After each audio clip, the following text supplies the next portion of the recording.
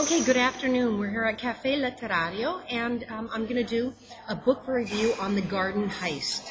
Gardner Heist, the true story of the world's largest unsolved art theft.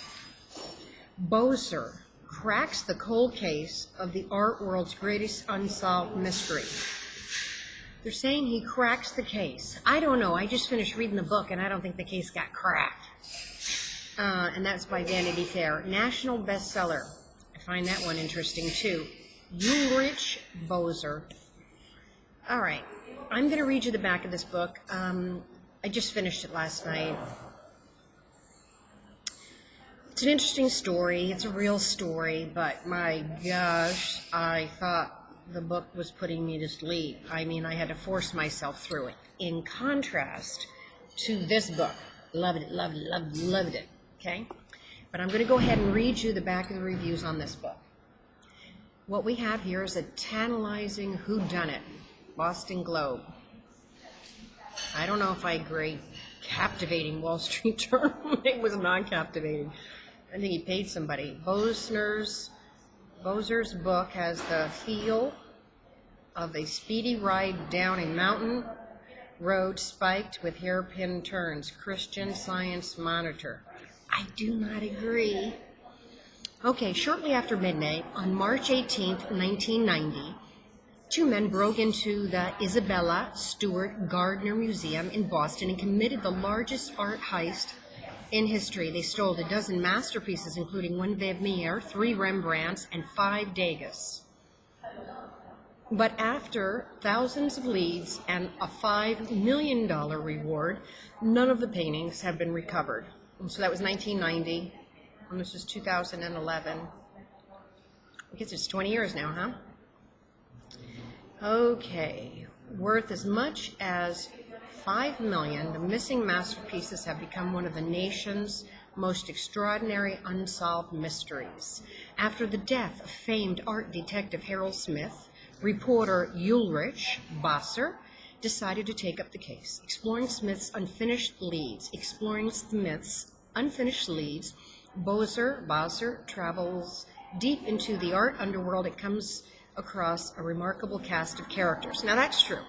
They were pretty interesting, the people he came across, including a brilliant rock and roll thief, a gangster who professes his innocence in rhyming verse, and the enigma late Boston heiress Isabella Stewart Gardner herself.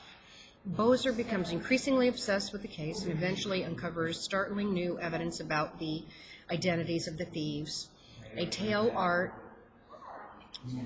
art and greed, of obsession and the loss. The Gardner heist is as compelling as the stolen masterpieces themselves.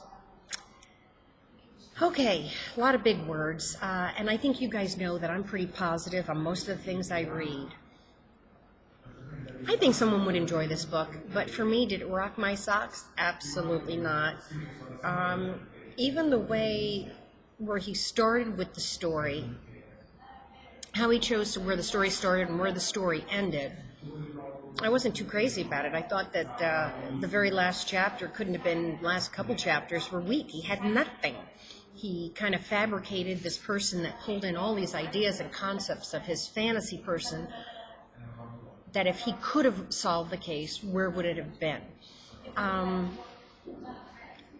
It's a good book to understand the concept. He had a lot of good information on how poorly guarded museums are, that some of the places don't even have insurance, how the prices for art are going out of control, and it's probably one of the easiest things you can steal.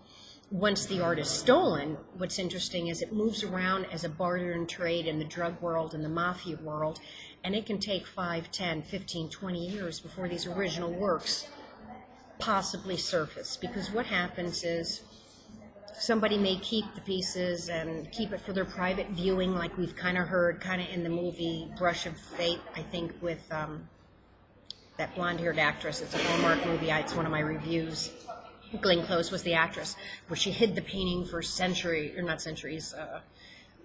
decades, and then finally it was exposed. I can see that happening, but there was a lot of interesting things I just didn't care for the way he wrote it. So, you know, I know that for myself, I am going to go back through it at high speed glancing. I'm going to find certain things that were key bits of what I believe were factual information, and then I will research those areas to become other conversations for myself. But as far as the story, this one is much better, and I'm going to go back and read this one, and it's written much more interestingly. So anyway, that's my, cosi. It's okay on this one. But some of you might like it. He's a New York Times writer, the Washington Post, Smithsonian Magazine. I mean, his credentials are high, but maybe that's the problem, is they're so high, his stuff is boring. No offense, Ulrich. Anyway, we'll go on. I have a couple more things I want to review. Ciao.